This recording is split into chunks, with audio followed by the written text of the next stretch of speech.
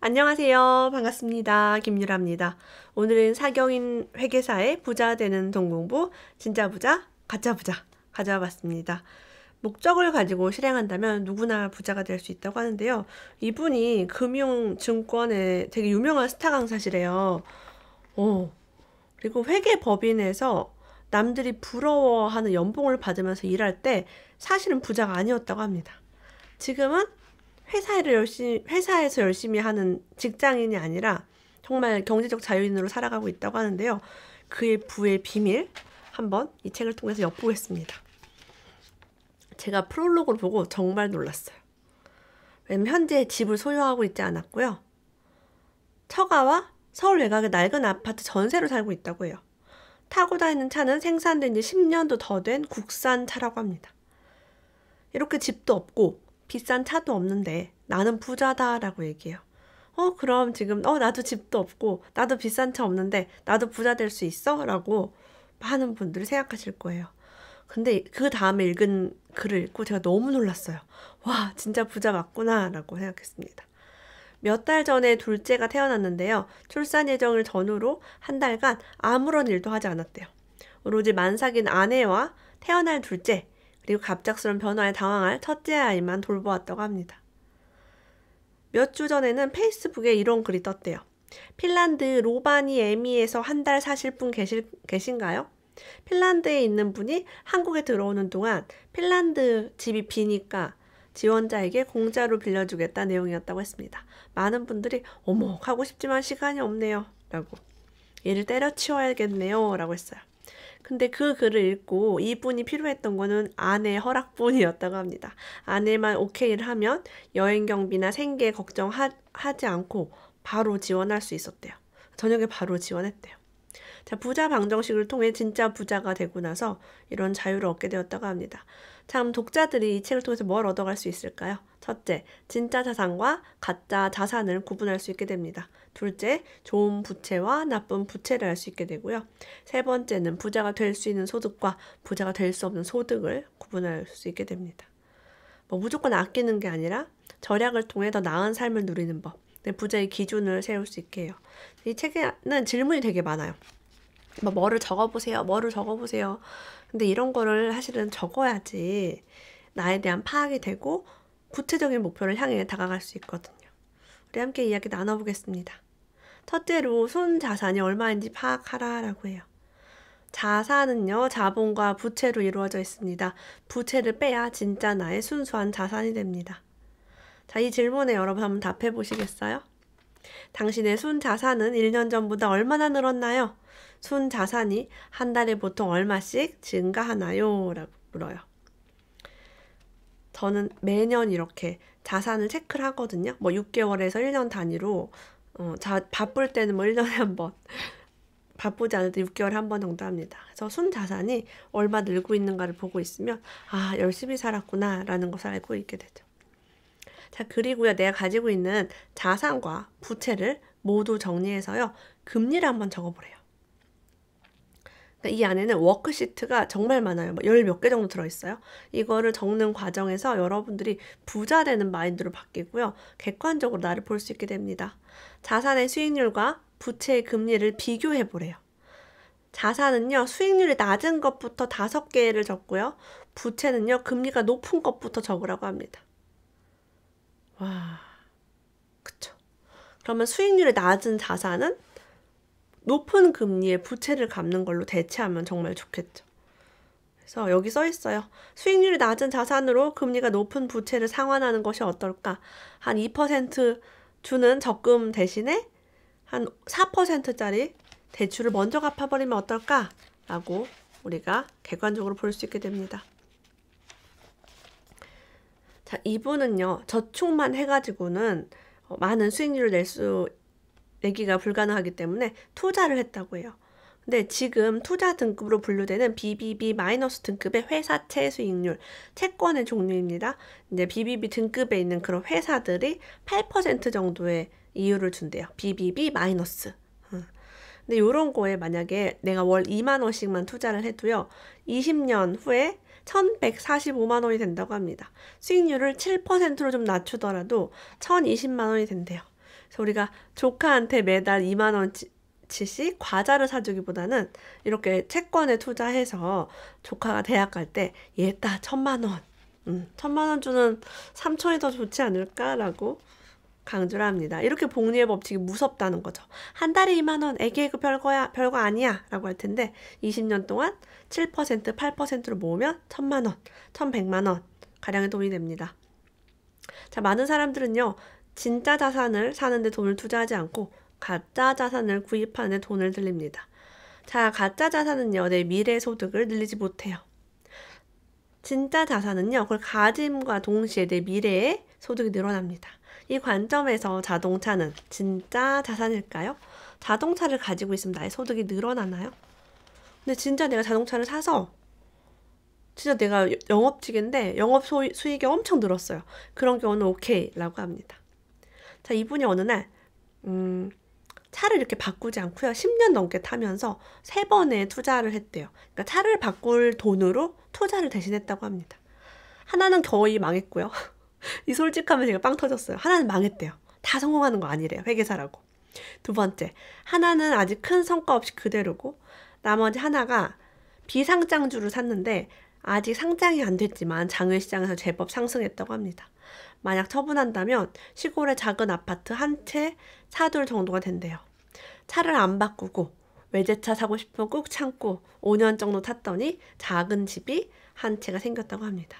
물론 이분이 재무제표를 통해서 회사를 좀 분석할 줄 아는 능력이 있기 때문에 가능했습니다.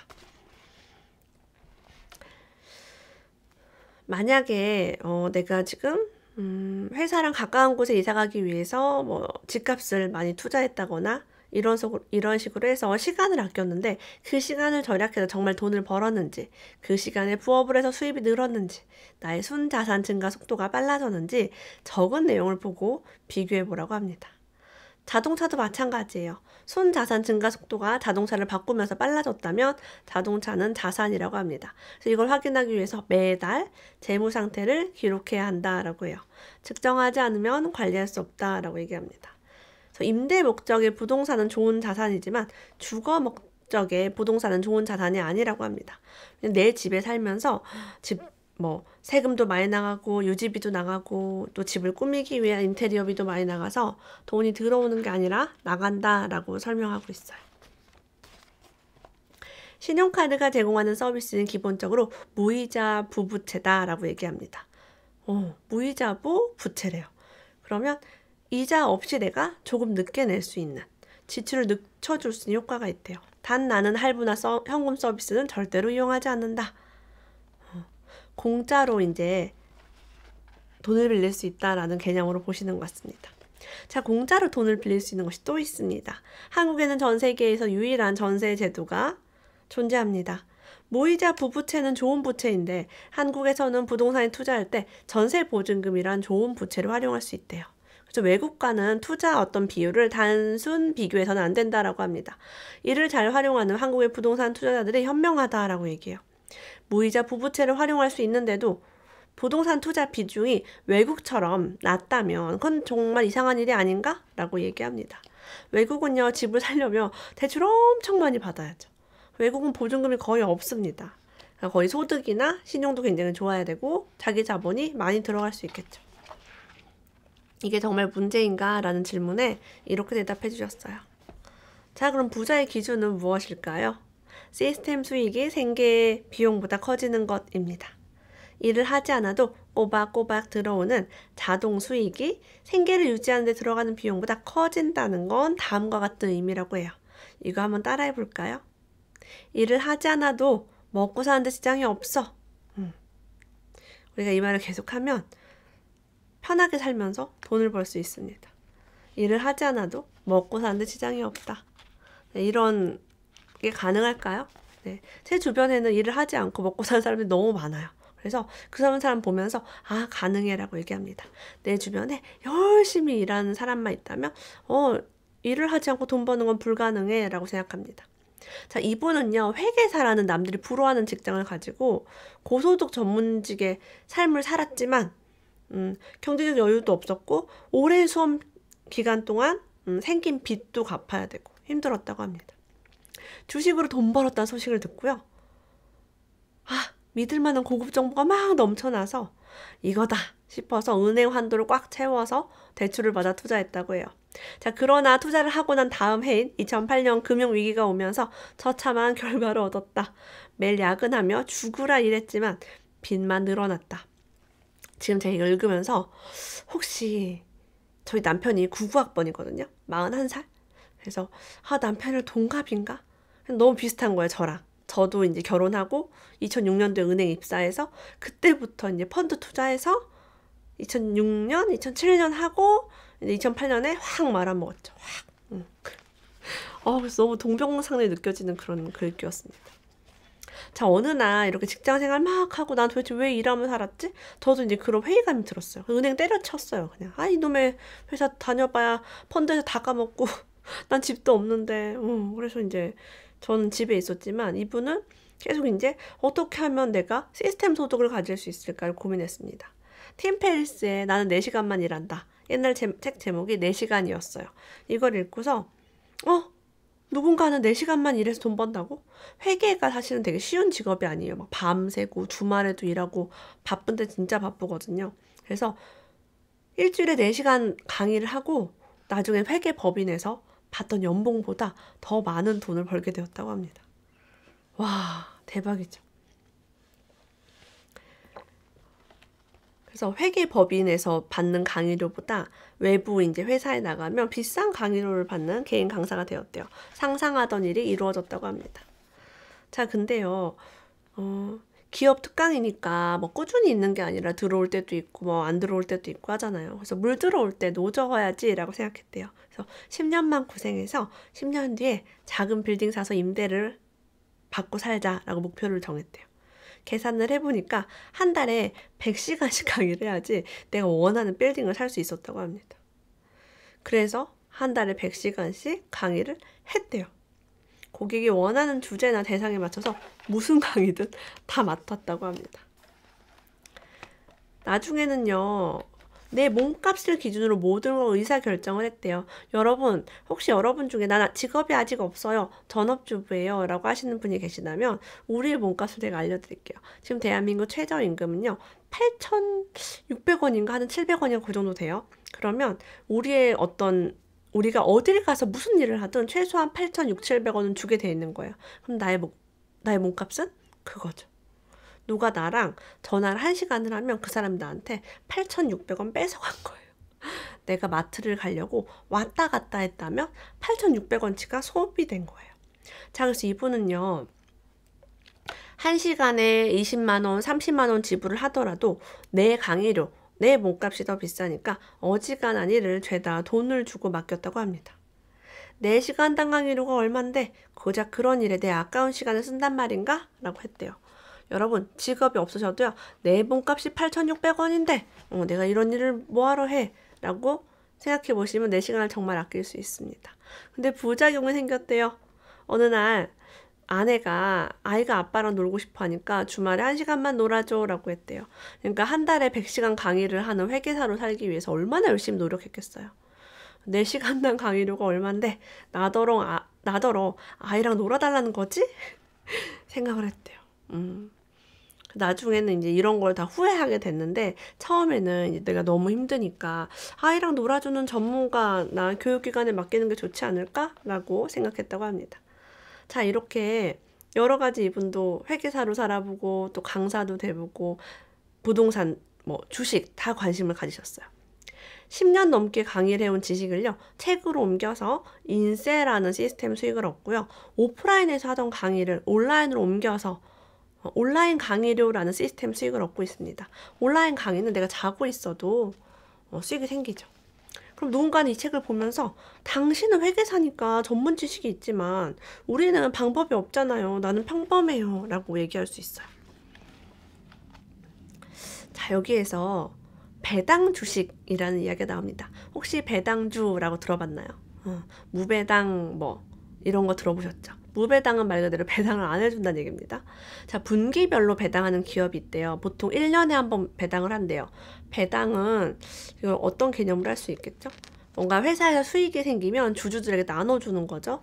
또 배당 수익률이 대략 정해져 있습니다. 이게 뭐 완전 픽스된 건 아니지만 또 기업의 어떤 그런 거에 따라 달라지지 않을까요? 뭐 이번에는 배당을 얼마큼 하겠습니다. 뭐 이런 것들 있죠. 우리나라는 두산 5.9, 두산 지금 요즘 어려워서 어떨지 모르겠네요. 쌍용량이 5.88%, 코웨이 4.86%, 포스코가 4.12%, 삼성전자는 3.66%네요. 자, 그래서 여러분 이렇게 배당이 잘 되는 주식은요, 주가가 금융위기 때도 많이 하락을 하지 않습니다. 이미 은행이자보다 훨씬 높은 배당을 하고 있고요. 회사가 탄탄하다면 더욱더 주주들이 흔들리거나 팔지 않겠죠. 분기 배당하는 해외 주식도 되게 많아요. 우리가 알만한 기업은 아메리칸 익스프레스, 애플, 엑손모빌, IBM, 3M, 코카콜라, P&G, 이런 회사들, JP모건 체이스 이런 데 지금 되게 높아요. 막 2%, 3%, 어떤 애 4%, 5%까지. 괜찮죠. 배당주는 회사를 통해서도 우리가 은행이자 이상으로 벌 수 있다라고 얘기합니다. 더 재밌는 건 여러분 이거예요. 미국 주식에 투자한 미국인보다 미국 주식에 투자한 한국인의 수익률이 더 높다라고 얘기해요. 이게 무슨 말이야? 왜 한국인 수익이 더 높아? 라고 얘기하는데요. 전 세계적으로 불황이 닥치거나 금융위기가 오면 여러분 달러가 오릅니다. 달러 가치가 오르고 상대적으로 원화 가치가 하락하면서요. 우리는 예를 들어 1,000달러다. 그러면 옛날에는 1,100원이었는데 지금 1,200원이다. 그럼 거의 한 10% 가까이가 거저 얻는 거죠. 주식이 안 올라도 환율만 올라도 돈을 벌 수 있어요.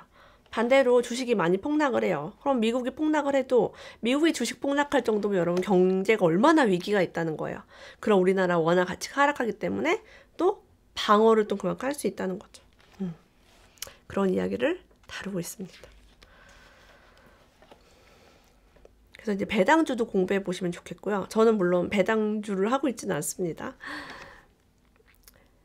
그럼 작가가 되는 것, 인쇄가 되는 것, 인쇄를 받는 것에 대해서 얘기해 볼게요. 아니 저는 글 쓸 줄도 모르는데 어떻게 제가 인쇄를 받겠어요? 누가 내 책을 보겠어요? 라고 생각하시는 분이 있겠지만 저도 애기 키우면서 책 써가지고 베스트셀러 작가가 됐잖아요. 이 책에 나온 사례 중에 되게 특이한 분이 계십니다. 성수동 액세서리 공장에 취직해 10년 넘게 주물 작업을 했어요. 액세서리에서 그 뜨거운 쇳물을 붓는 일만 했고요. 작업자들과 서로 말도 안 하고 온종일 벽만 보고 똑같은 일을 하니까 되게 외롭고 연애도 해본 적 없어요. 가난한 거 그런 거는 말할 것도 없겠죠. 책 자체를 거의 읽어본 적이 없대요. 근데 그 사람이 인터넷 게시판에 글을 올리기 시작했대요. 제가 이 인터넷 게시판 어딘지 알거든요. 근데 그 사람들이 그 독특함과 참신함에 글을 좋아하게 됐대요. 왜냐면 책을 읽어본 적 없는, 그 사람들과 대화도 안 하는 그 특유의 그런 고유한 문체가 있잖아요. 근데 이분이 공부를 이제 많이 못하셨어요. 중고등학교를 검정고시로 마쳤대요. 학교를 못 다녔죠. 그러니까 맞춤법을 사람들이 막 지적하면서 인터넷 댓글이 글쓰기 스승이 됐다고 합니다. 그래서 그 사람이 점점 실력이 늘어났고요. 결국에 다른 작가와 평론가들 눈에 띄게 되었고 그분이 인터넷 게시판에 올렸던 글이 3권의 책으로 엮여 출간이 됐고요. 2018년도 오늘의 작가상 최종 후보에까지 오르게 되었다고 해요. 제가 이제 사실은 이 책을 알고 있습니다. 김동식의 회색인간입니다. 이 뒤에 보면은 막 문화평론가 분이 막 해주셨거든요. 이 책. 그래 너무 멋지죠. 제가 이 책을 하마터면 열심히 살 뻔했다 하완 작가님 소개를 받았어요. 제가 에세이에 관심 있다고 하니까 이 책을 꼭 읽어보라는 거예요. 그래서 이 작가님 책을 냈을 때 정말 너무나 평범하고 너무나 힘들게 살았잖아요. 그래서 이분이 책을 냈을 때 이 게시판에 팬들이 책을 엄청 사줬대요. 엄청 사줬대요. 당신은 잘 돼야 된다. 그래서 여러분 많이 배우지 않고요. 책 많이 읽지 않아도 여러분들 정말 글쓰기를 즐겨 하신다면 작가가 될 수 있습니다. 자, 월 4만 원. 이분이 이제 유튜브 채널을 만드셔서 월 4만 원이 나온대요. 어떤 분이 봤을 때 이게 월 4만 원이야? 라 할 수 있겠지만 이 돈을요. 은행 예금으로 가치를 바꿨을 때. 자, 은행은 어때요? 은행은 2,600만 원 정도 예금이 있을 때 이자가 한 달에 4만 원이 나온다는 거예요. 그러니까 나는 2,600만 원의 자산을 가진 것과 다름이 없어 라고 얘기할 수 있겠죠. 월 300만 원 버시는 분이 있다면 10억에 대한 이자예요. 그래서 10억의 자산이 있는 것과 다를 바가 없습니다. 그래서 이것을 월 4만 원씩 1년이면 48만 원이고요. 이거를 계속 모으게 되면 또 어마어마한 돈이 생기겠죠. 자, 근데 그러나 저러나 우리가 돈을 막 만들고 여러 가지 시스템 소득을 만들지만 사실 시스템 소득을 얻는 것이 그렇게 쉬운 일이 아닙니다. 자, 우리가 부자가 되기 위해서 선택할 수 있는 게 또 하나가 있는데요. 다른 한 가지는 생계 비용을 줄이는 것이라고 합니다. 이게 뭐냐면 시스템 수익을 언제까지 늘릴 수 없어요. 내가 한 달에 쓰는 돈이 1,000만 원이에요. 그러면 시스템 소득을 막 1,000만 원 이상 만들어야 되는데 나는 소박해서 한 100만 원 가지고 살 수 있어 라고 하면은 시스템 수익을 100만 원 이상만 받게 되면 경제적 자유를 누릴 수 있는 겁니다. 그래서 경제적 자유를 빨리 누리시는 분들은 어때요? 돈을 많이 쓰시는 분보다 적게 쓰는 사람이 훨씬 더 유리하겠죠. 많은 부모들이 돈 걱정하지 말고 넌 공부나 열심히 해 라고 얘기합니다. 시키는 대로 열심히 공부했는데 여전히 돈 걱정하면서 살고 있는 분들이 한 번쯤 꼭 읽어볼 책. 왜 부자 아빠는요 회계를 공부하라고 했을까요? 우리 사경인 회계사에게 배우는 부자 되는 돈 공부 함께 읽어보았습니다. 이 책은요 선한부자 프로젝트 네이버 카페에서 도서 이벤트 진행하고 있어요. 10권 뽑아서 드립니다. 함께 해주시고요. 오늘도 끝까지 함께 해주셔서 감사합니다. 다음에 또 만나요.